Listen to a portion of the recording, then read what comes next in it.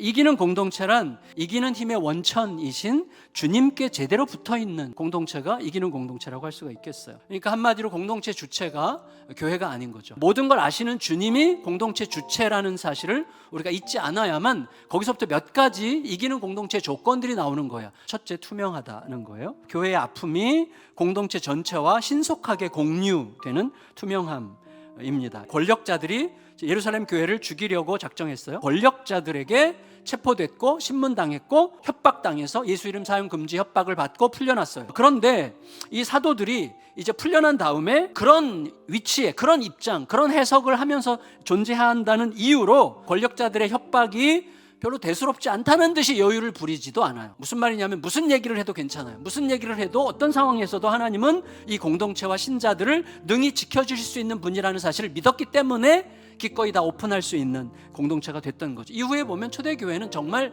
모든 문제들을 다 공유해요. 두 번째, 하나님의 시선을 잃지 않아요. 다시 말하면 함께 우리가 맞닥뜨린 현실을 말씀으로 신속하게 해석합니다. 아까 말씀드렸죠. 최고 권력자들이 적대적인 감정을 실어서 예수 이름 사용 금지 명령을 내렸다면 상당히 긴장하고 불안해할 만한 상황이었습니다. 그런데 초대교회 반응은 위협적인 상황을 제거하시든 그들의 입을 막으시든 이런 기도하지 않고 위협적인 상황을 그대로 품은 채 하나님을 찬양해요. 일단 이 전에 우리가 먼저 생각해야 될 게 있는데, 초대교회 신자들이 자기들에게 닥친 아주 위협적인 상황을 즉각적으로 하나님의 말씀으로 해석하는 일이 이렇게 자연스러울 수 있었던 이유는 예수님께서 부활 승천하신 이후에 엄청나게 말씀을 읽었을 거예요. 이 모든 말씀들이 예수 그리스도와 어떻게 연관되는지 끝없이 생각하는 시간을 엄청나게 가졌다는 증거예요. 그러니까 굉장히 자연스럽게 현재 우리에게 몰아닥친 현실을 하나님의 말씀으로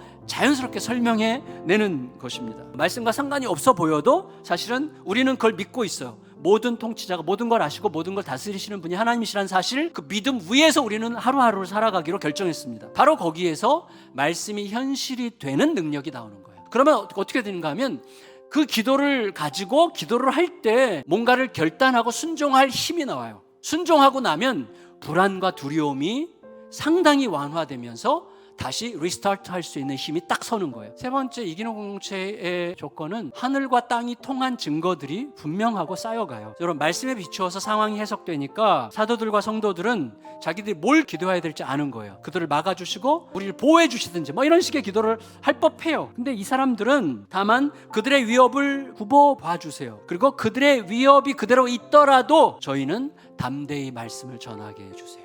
지금 초대교회 신자들은 예수의 길을 가려고 하는 거예요. 무슨 말이냐면 힘의 우월성이 아니라 십자가 사랑의 탁월성으로 상대하려고 하는 거예요. 그러니까 여러분, 내가 하나님과 제대로 통하면 현실에서는 별다른 변화가 없다고 할지라도 내 마음에서 획기적인 변화가 일어나면서 세상이 다르게 보이는 거예요. 그리고 현재의 어려움을 능히 이겨낼 거라는 확신에 사로잡혀요. 마지막 네 번째, 하나님의 꿈에 헌신하게 되는 거예요. 이들이 기도하는 중에 하늘이 땅에 와 닿았어요. 진동했어요.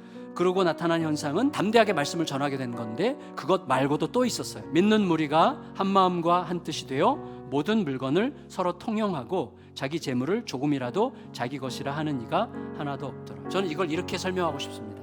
신자들은 사람들에게 말씀을 전하기 전에 먼저 자기 자신에게 전했다.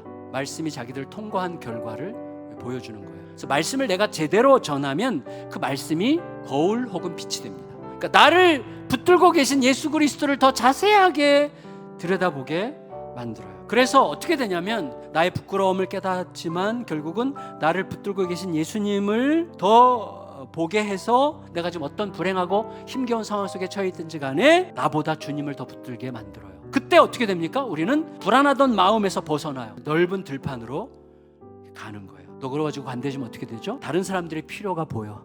그래서 다른 사람들의 필요와 결핍에 민감해지면서 그 필요를 채우는 일에서 거룩한 행복감을 느끼는 거예요. 그래서 기꺼이 내어놓는 일에서 기쁨을 맛보기 시작했다면 그건 이미 예수님을 왕으로 모신 자의 자유와 부요함과 만족을 알게 됐다는 뜻입니다. 부디 말씀의 빛에 제대로 비춰져서 하늘과 통하는 땅의 심장을 가지고 넓은 들판 위에서 예수님의 사랑과 신뢰로 우리들의 가정과 교회를 이기는 공동체로 세워가는 거룩한 은혜가 우리들 앞에 펼쳐지게 되기를 예수님의 이름으로 축원합니다.